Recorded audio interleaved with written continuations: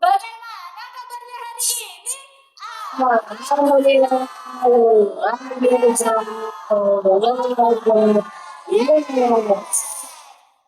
Baik, pada kesempatan kali ini kami akan memberikan tutorial kepada kalian semua tentang uji binomial.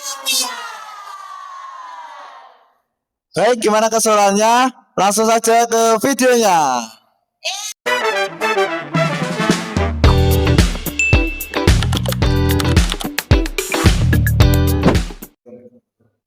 Baik, pada kesempatan kali ini kami akan menjelaskan tentang konsep dasar uji binomial dan cara mengujinya di SPSS.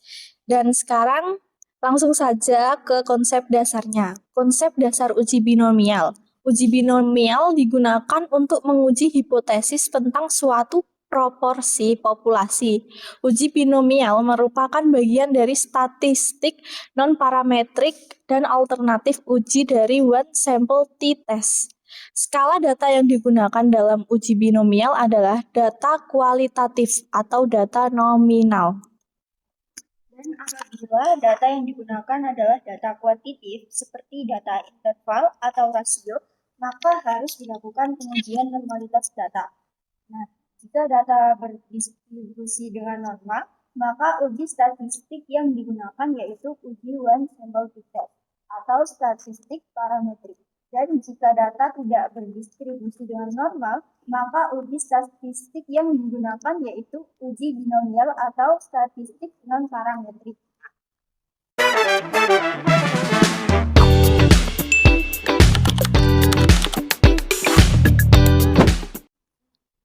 Baik, di sini kami sudah menyiapkan contoh kasus analisis dari uji binomial.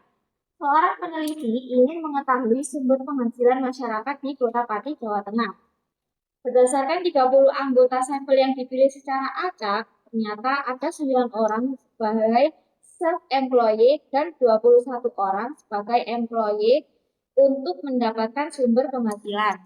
Selanjutnya, apakah proporsi masyarakat yang mendapatkan sumber penghasilan sebagai self-employer berbeda dengan proporsi masyarakat yang mendapatkan sumber penghasilan sebagai employer? Taraf signifikan 5%.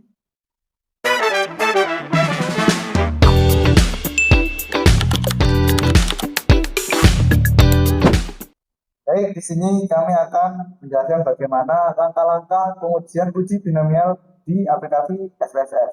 Baik, langsung saja kita buka aplikasi SPSS-nya. Nah, kemudian di sini kita ke variable view, kemudian untuk nama kita ganti ke penghasilan. Nah, untuk desimalnya kita ubah ke angka 0 supaya lebih gampang untuk menghitung. Kemudian ke label kita kasih sumber penghasilan. Kemudian kita ke measure, kita ganti ke scale. Baik, langkah selanjutnya kita klik menu yang values. Kita klik titik 3, lalu kita masukkan value 1. Itu kita kasih keterangan employer.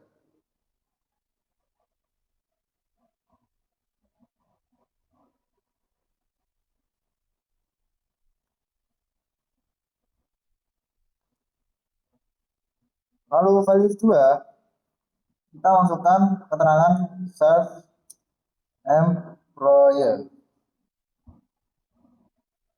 Setelah kita add semua, kita klik OK. Lalu kita masuk ke data view. Nah, di sini kami mempunyai sebanyak 30 responden dengan ada value 1 dan value 2. Value 1 kita kasih keterangan tadi yaitu employer, dan value 2 kita kasih keterangan self employer. Baik, untuk langkah-langkah selanjutnya kita klik menu analyze, lalu kita klik menu non parametric test, lalu kita cari yang legacy dialog, kita klik yang binomial. Setelah itu yang sumber penghasilan ini atau penghasilan kita pindahkan ke test variable list. Setelah itu kita klik OK. Maka ini akan muncul hasilnya. Baik itu adalah bagaimana cara atau langkah-langkah kita untuk menguji uji binomial di SPSS.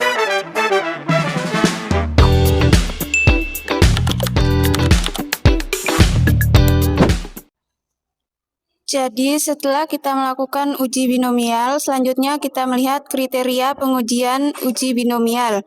Jika nilai eksak sig-to-tailed lebih kecil dari 0,05, maka peluang satu masyarakat mendapatkan sumber penghasilan atau employer dan self-employer adalah tidak sama atau ada perbedaan signifikan.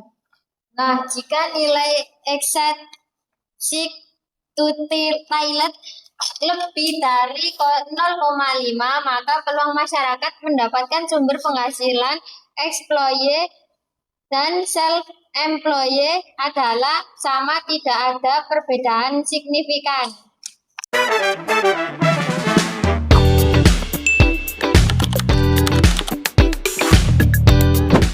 Jadi, interpretasi dari hasil uji output di aplikasi SPSS di uji binominal test mendapatkan hasil eksak sig-to-tailed sebesar 0,043, di mana nilai tersebut lebih kecil dari 0,05. Maka teman-teman bisa disimpulkan bahwa peluang masyarakat untuk mendapatkan sumber penghasilan employer dan self-employer adalah tidak sama atau terdapat perbedaan yang signifikan. Sekian dari kami. Assalamualaikum warahmatullahi wabarakatuh. Bye-bye.